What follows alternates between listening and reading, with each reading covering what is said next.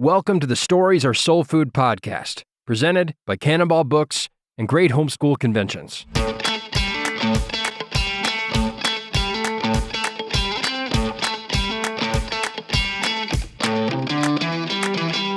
We start about female characters? Well, yeah, because this mom is saying that her daughters are really into the more dressing like Diane, nice. and those kinds of things. And so she's like, well, is this what my daughter should be doing? Yes.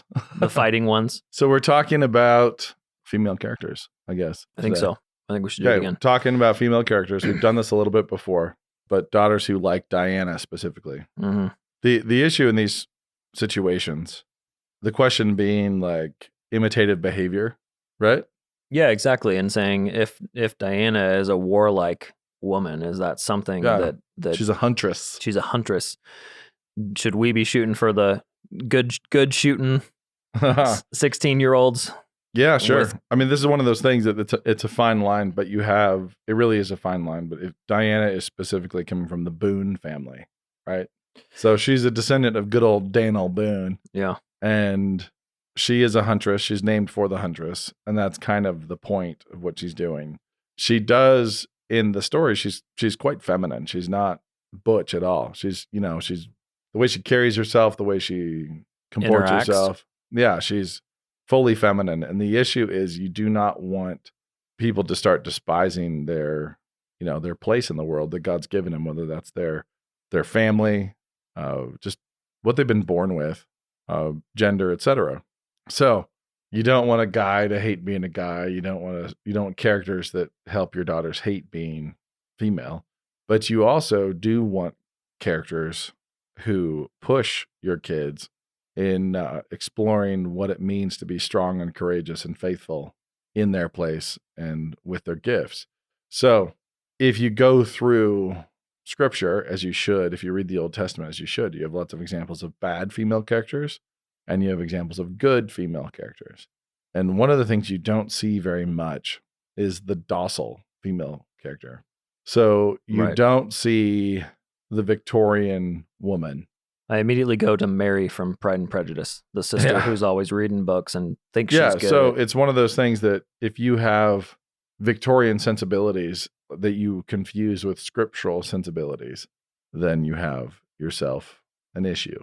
And if you're trying to impose those sensibilities on your daughters, because our culture has run amok so incredibly on this subject, then all you're doing is swerving your car into the other ditch. Just because our country right now and the world globally is hitting the ditch on one side of the road and just trying to live Megan and exist Rapinoe there. And all the WNBA stars. Exactly. Just because we are stuck in that ditch and we will not come out of that ditch and we're proclaiming it to be good and righteous. That doesn't mean that you should veer all the way across to the other ditch where we used to hang out culturally, which was in large part responsible for why we're in the current ditch we're in now.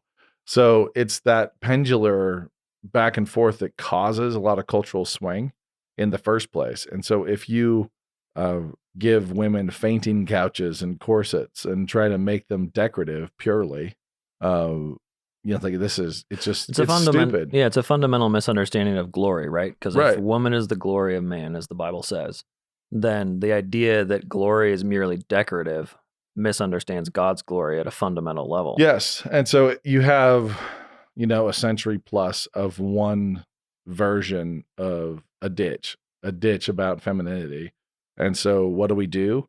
Well, a bunch of women who are sick and tired of being in that ditch helped careen our culture all the way across and into the other ditch on the other side. You don't want to be in either one.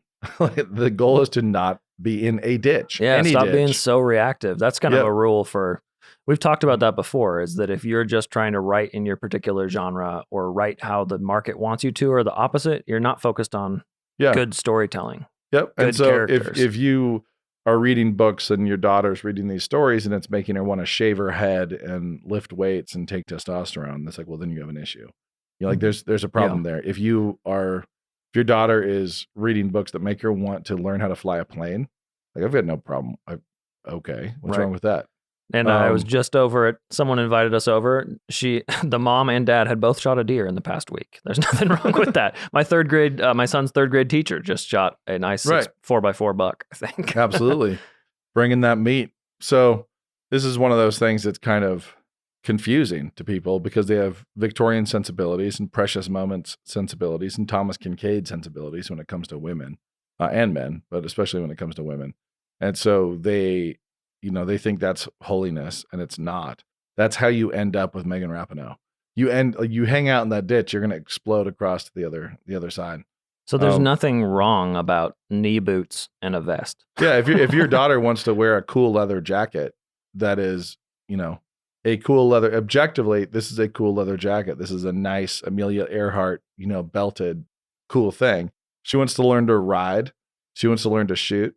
It's like she can do that while feminine. If she's imitating Diana Boone in Ashdown, she's doing it with a big cute smile and a bouncy ponytail. This is not right. This is not going in a particular direction. Now, what it does is it raises the bar for the kind of guy that they could actually respect. Yeah. It raises the bar for the kind of guy that they could see as a leader and a life, a leader and life partner. Yeah, someone with a mission. Somebody they could bet their life on and the entirety of their future existence on. That bar is going to go up. That just doesn't happen to bother me. Right. So, do you think my daughters have guns? They're not big into shooting, but they love having their rifles, and they've gone out shooting with us plenty. My 11-year-old daughter really wants one. She doesn't have one yet. She's not getting one for some time. She thinks she is. She keeps holding out. She might get one. She might get one sooner. We've usually give some kind of weaponry to every child when they're 12. So she's coming up on 12. But yeah, do you think we are just? Let's talk about the sensitivity. It reminds me of this. When I first heard, hey, Luca has transgender themes in it, I thought, okay, I don't know that I buy that. It reminds me of one of my students who wrote a piece criticizing the song "Row, Row, Row Your Boat" as being a sort of something that was teaching you to rely on yourself rather than God, where it's like an overt sort of moralism, just kind of like, oh yeah, there's no reference to God in this. And so people who are saying, oh no, my daughter is taking this particular cultural trapping that other people have used badly, or it's not even that, because there's nothing like that with the leather jacket. What's going on there when you read a book? We're so hypersensitive, you almost yelp when you're letting yourself be defined by the other team. Yep, exactly. You're trying to be reactive instead of steering a course, like steering the course towards what you know to be biblical. And so if you want to know what's biblical and good and biblical femininity, do not look to the Victorian era. Do not look at any of that at all. Throw that away. Stomp its head on the curb and throw it in the trash. Look at Scripture. And Scripture is a tale bloody and grim.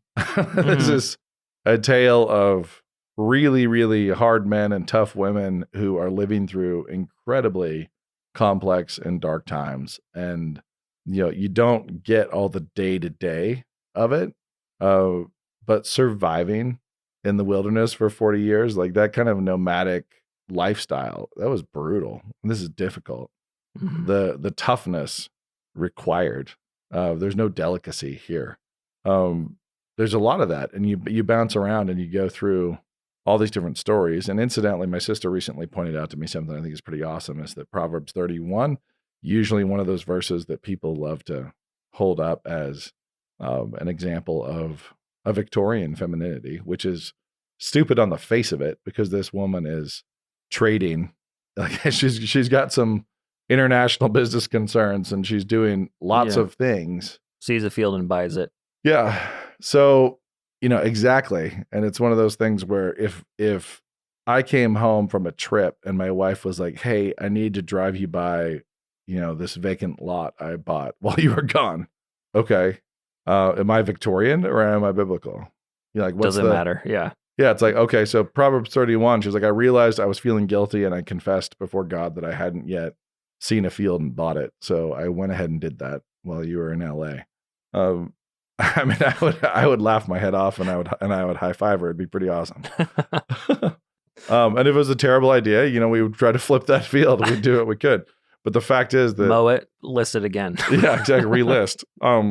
But the point is that Proverbs 31 describes a woman that we've all known is not a sentimental Victorian woman at all. Like, we love to just kind of hit the happy spiritual words that we think we understand, and we don't look at the actual details of this woman's life and what she's doing. And now the thing my sister just pointed out to me that I think is pretty epic is that I think there are, and I think she's right, there are some clear allusions to Rahab in Proverbs 31. A lot of scarlet thread, huh? She clothes her house in crimson. And it's like, oh, she's, working with flax with her hands. She's hiding, Rahab's hiding she's got the flax on the roof and, anyway, there's some nice allusions from her great grandson or whatever it is. I don't Solomon's remember family line. Yeah. Yeah. So I don't remember if it's great or great. I think it's great grandson, but Solomon, Boaz, Obed, Jesse, David, Solomon, right? Yeah. Yeah. So Solomon is in crafting this tribute to a godly woman is starting with his ancestress, the whore of Jericho. And yes, that's the word. Yeah. So like, okay. The NIV sanitizes to innkeeper. Yeah, exactly. And so then you then change it to clothes her house in crimson. It's like, well, what that is what? That's kind of a Passover image. Yeah, but it's also like converts her house, like leads her house towards the God of Israel.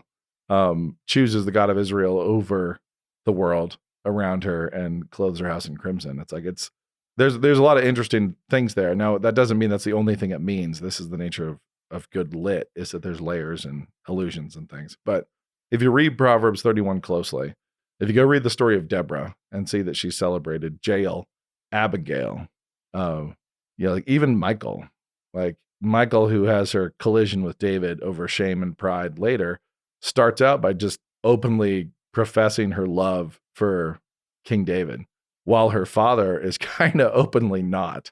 Yeah. So the thing that's really interesting is that Saul is the best father in the book of Samuel, and his son and his daughter both publicly align themselves with God's anointed and go that direction. Michal being willing to publicly profess her love for David. And everyone else's sons have some struggles. David's sons, struggles. Samuel's sons, struggles. Eli's, struggles. And then Saul, did pretty good job with Jonathan and Michal. But then he turns, of course, into Darth Vader. But anyway, all this to say, go read Esther. Go read Ruth.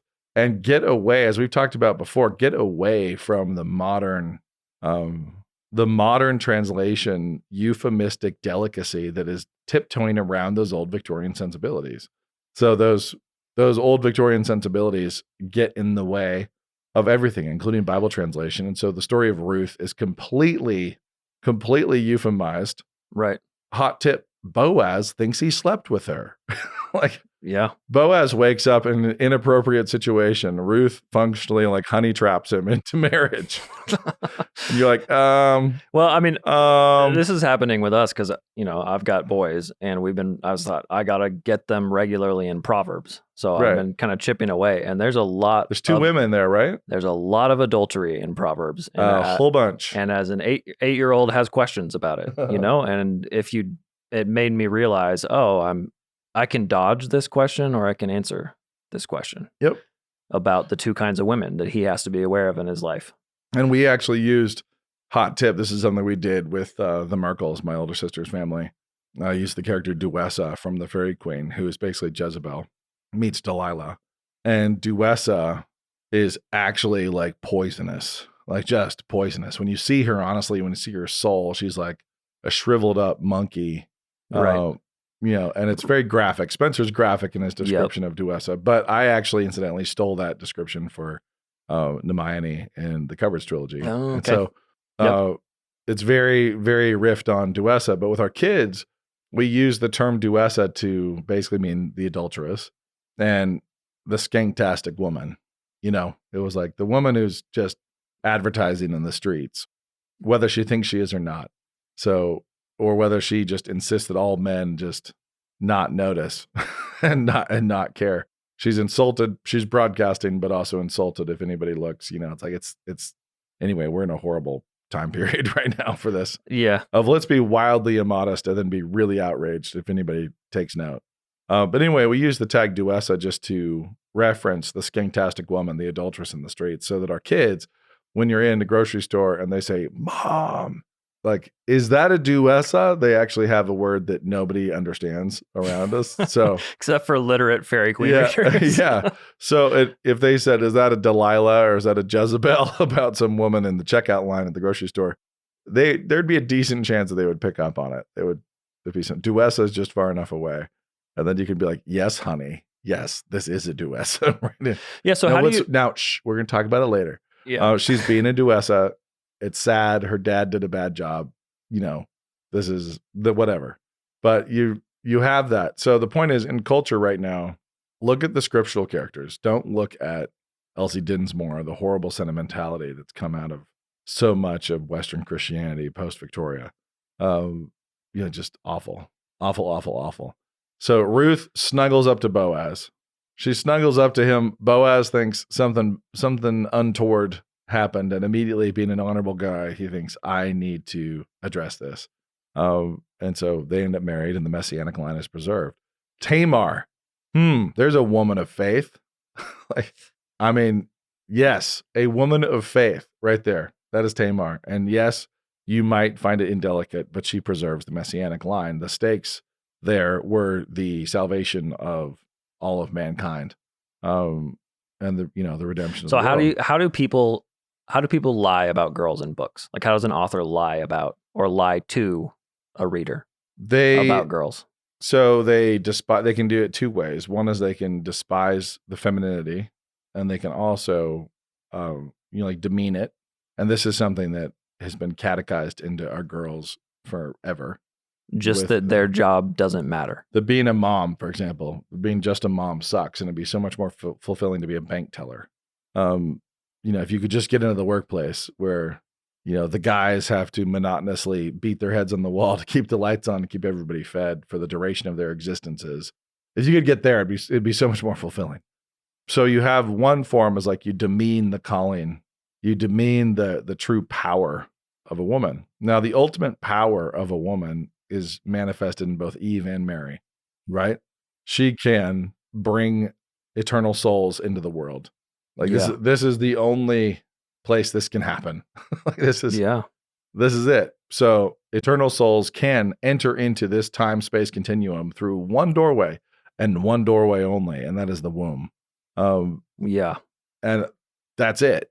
And so to despise that, to attack that, to assault that with both propaganda and abortion and so on it's just a deep poison in our culture that women despise that call. So we hear about the hyper or anti-masculinity of our culture, the toxic masculinity. Do you think that is it almost like women have been more successfully lied to than men? Yeah. Yes. They've bought in a little more fully because I think it's older than that. I think the women have been lied to and the men, like Adam, have not been, but are going along with it. Okay. I think it's very much the garden all over again on a collective level. So men will go along with it just to keep not having to do anything about it. Yeah. I mean, it's you think about a guy with a wife or whatever who says, honey, I want to do two jobs. Can I want to do all this stuff. And also I need to start bringing in a second salary. Like, I'm going to go grind and work. And the guy's like, yeah, okay. Like, I could buy a boat. Like, this is great. Or, as a lot of guys have, is like, okay, honey, well, that's fantastic. So I'll just stay at home with the kids. I am big enough. I am secure enough in my masculinity to turn myself into a beanbag. And that's how it's always presented, is like, I'm enough of a man. I'm a big enough man to be a stay-at-home dad. And I have a number of people who have taken that route in my life that I've had those conversations, and they all congratulate themselves. Yeah, we may need a trigger warning on this episode. Yeah. Just going to call some folks out. Yeah. So but if you have a woman who's saying like, hey, babe, how about I carry your end of the piano also? We're all working on carrying these immortal souls up the stairs. Yeah, I'm going to bring these immortal souls into the world, and I'm going to be their mom and be this also shall be their dad. Yes, nurturing. But I was thinking, given that you're such a wuss, maybe I should be their dad too. And and given that dad is not carrying his end of the piano, like one of the children, he says, yeah, it hurt so hard, and then she comes over and carries that side too, or helps him carry that side. So I think women are the ones who've been suckered here.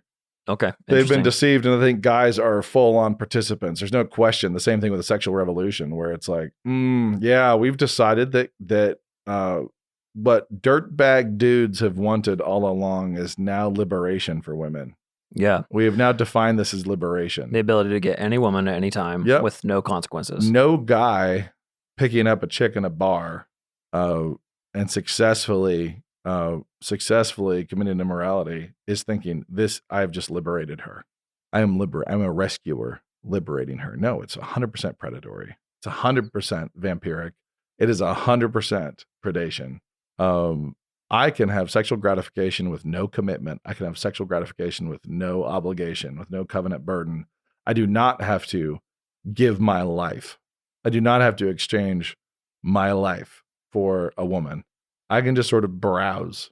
Now, that's been what scallywags have always been famous for, right? Yeah, they're regular characters in books. Yep. Just, you should recognize one. Yep. You can recognize one. Those are the Wickhams. Those are the guys who have been the scallywags forever. Like this is the destroyers. They're the male destroyers. And what we did in the sexual revolution is say, hey, chicks, this is true freedom. Fully participating and no longer resisting. Yeah. Oh, and also don't worry, we'll murder the kids if you get pregnant.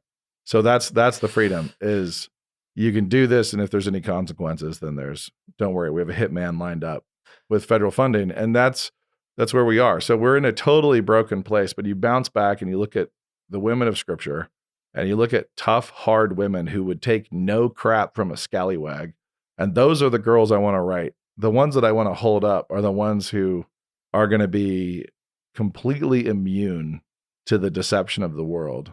The ones who are not going to sacrifice their virtue, sacrifice their honor, because they've been tricked into thinking that that's freedom and liberation. They're going to see it as slavery. They're going to see it for what it is, and basically making themselves a concubine, making themselves a prostitute. And so when I have a girl who is strong and joyful and happy and is doing things that are not things Victorian women would do, but that she would fit right in with some of those Old Testament women who are going to have to be slaughtering animals and doing all sorts of things that are gnarly. The goal ultimately there is that girl in relationship. So if she's strong, if she's tough, if she's holy, if she has a kind of a holiness around her and a virtue to her, her strength just tells you what kind of a guy she needs, like what kind of a man she needs. And while it could be really tempting to lower the bar in our culture, to be like, we need to get this bar low because the men are not exactly top shelf these days. And so we need as many possible candidates. I would advise against that. Having your girls be strong, intelligent, confident, but also seeing right through the lies of feminism, the despisal of motherhood, the despisal of maybe that's marriage. Where we end this up is just so what's the hook baited with when you read a character who is making you feel bad about where she's been put as a woman? Yeah. So it's all just Disney princess, everything. It's all just follow your heart. You can be whatever you want to be. And you see this actually more in, I just watched Red Notice with my kids. VidAngel. That should go without saying. If we watch something, assume. We watched Red Notice, and my daughters were on the couch, my teenage daughters, and there's one scene where this chick, now, yes, she was previously Wonder Woman, but this chick beats up Ryan Reynolds and The Rock. Yeah, I remember this. Yeah, and my girls are just like, oh gosh, like just hate it so much. Like they just really, really hate it. Now there's a twist later, to make you realize that was a bit of a charade. The twist. Yeah, the twist, the double twist, the martini with the double twist. Yeah. But it's anyway, their reaction to that is immediate, and I'm not saying anything. It's just like it's so silly to try to communicate to these girls. My girls are athletes, and given that they are athletes, they know exactly that they know that they are women. Like they know that a vertical leap for a girl is very different than a vertical leap for a guy, that a bench press for a girl and for a guy are very different, that 400 times and 100 times and 200, like we've taken the idea that judo, you can throw a much bigger person. Yeah. Like that's been, I don't know, hyperbolized into this tiny woman beating up the Rock. Yeah, exactly. So the fact is that tiny women have destroyed men many times because men are idiots. Yeah. But they have to do it without just saying, hey, I'm going to out brute strength you. Right. It doesn't work that way. In the Bible, you use a millstone and drop it on their head. Use some milk. Use some milk and a little bit of sleepiness. Use a little, and then a hammer and a peg. Just go. And Jael was obviously quite strong because she put that 10 peg all the way through. Kerbam. She was able to drive a stake. She didn't mess around with a couple pre-taps. She just did one whack. One crunch. Whack.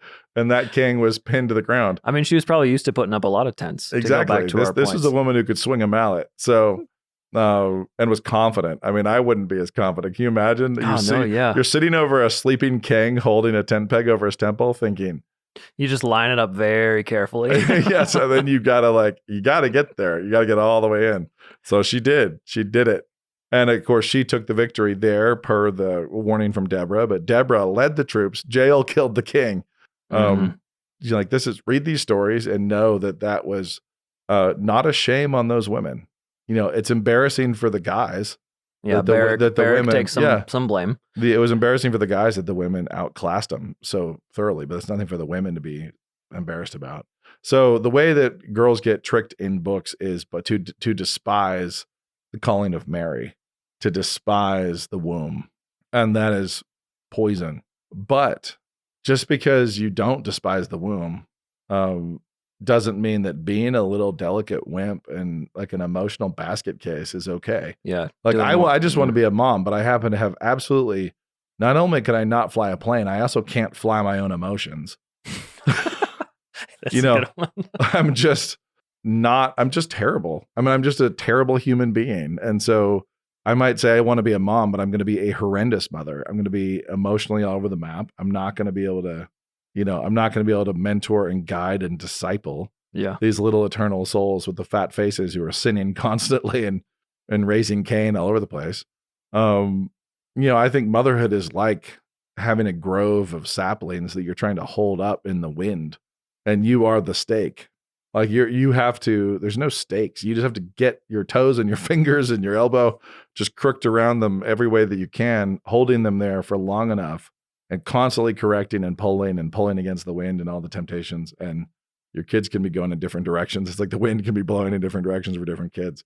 And you have to have the wisdom to see that and to hold them upright long enough that they actually strengthen, and you can start to let go and see like, wow, they're not blowing over. Like, if you're a noodle, that's pretty difficult. Yep. It's horrendous. So anyway, they can be taught to be envious and resentful of boys, like envy the role of boys. And they can also be taught to despise their own. And that cocktail right there is really kind of the end of all of it. Like all of the different lies to girls in books and stories can be slotted under those two things.